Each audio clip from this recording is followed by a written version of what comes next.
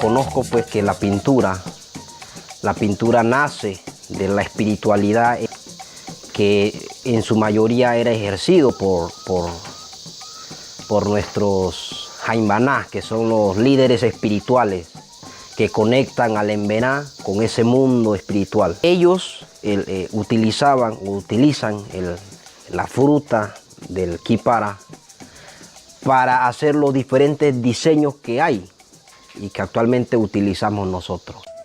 Soy Mara y pertenezco a la organización Yitawa Gadi, una organización con objetivos a salvaguardar, rescatar, visibilizar y proteger todo lo referente a nuestra cultura.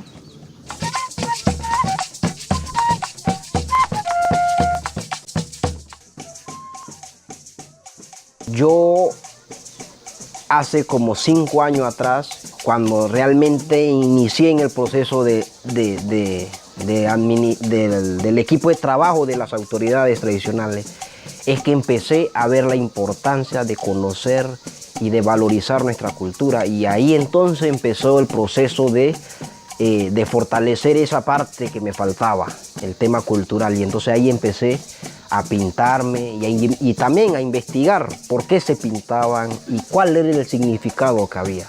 Entonces ahora estoy convencido de que esto es parte mío. O sea, cuando yo me pinto es como realmente ser lo que soy.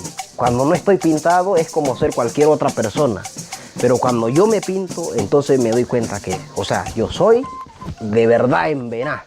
Me sale mi identidad.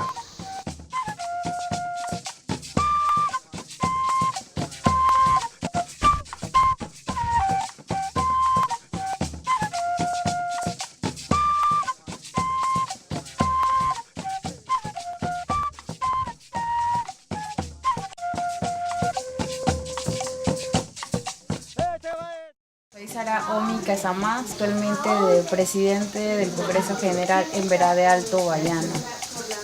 Hay un detalle tan importante dentro de nuestros territorios que los valores culturales también han estado debilitándose, pero con las iniciativas también de la importancia de la participación y el rescate de este valor tan importante desde la visión de los jóvenes dentro de nuestro territorio, ha causado un gran impacto, y este objetivo se ha estado transmitiendo, de que los jóvenes deben seguir visibilizando, deben seguir trabajando estos temas para que esa resistencia se mantenga, y identificarse obviamente como ser Emberá, el valor tan intrínseco que hay pues de efectivamente ser parte de esta cultura.